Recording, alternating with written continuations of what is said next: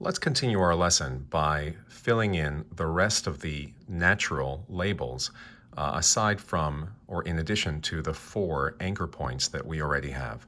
So as a quick review, remember that all across the keyboard there are 4 anchor points that we know based on their position relative to the group of either 2 black keys or 3 black keys. So remember that to the immediate left of the first of the group of 2 is C. To the immediate left of the group of 3 black keys is F. To the immediate right of the group of 2 black keys is E, and to the immediate right of the group of 3 black keys is B. And then that repeats over and over again. So C and E, F and B. C and E, F and B, and so on all across the keyboard. Well, what about the other keys that we've sort of conveniently left out? For example, what's this white key called? Or what are these 2 white keys called? So actually, this is pretty straightforward. Let's see if we can sort of determine a pattern. If we know that this is C and this is E, that reminds me of what's going on in the English alphabet. For example, if I count, or if I name them, A, B, C, D, E, well, C, E, C, D, E. In other words, we proceed alphabetically as we proceed up through these natural keys, or these white keys. So this is D.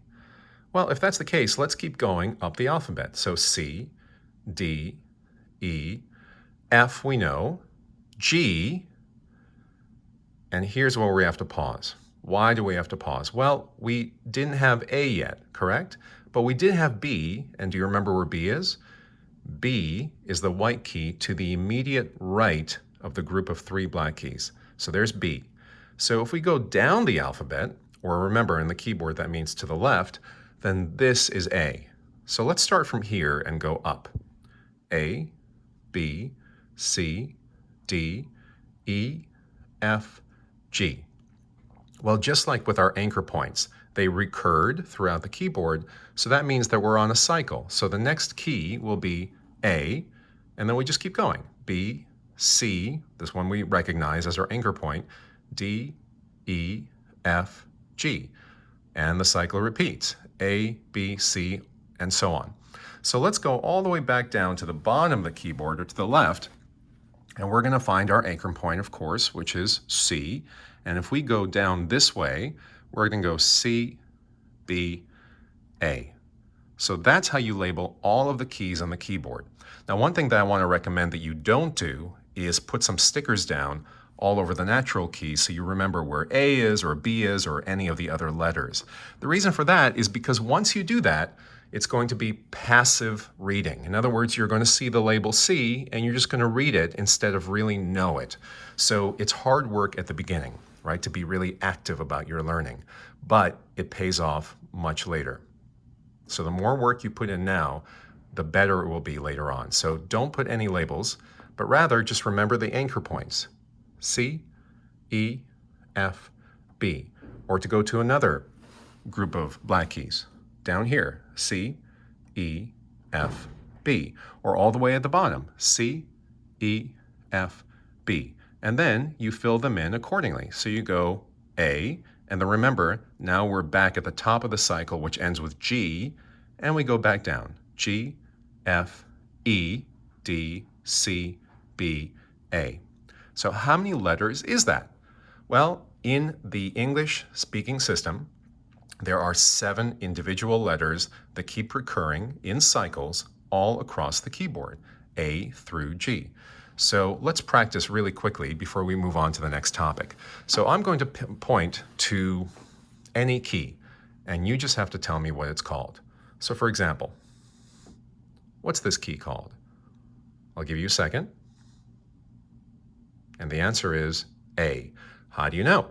Well, because we remember that this was one of our anchor points, right? This is B, because it's to the right of the group of 3 black keys, to the immediate right. And of course, this is C.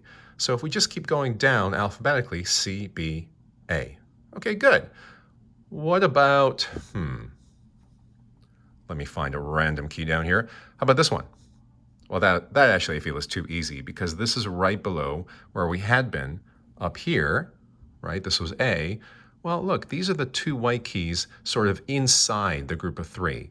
So if we go back down here, this is also A, and that has to be the end of the previous cycle of 7 letters. So this is G, right?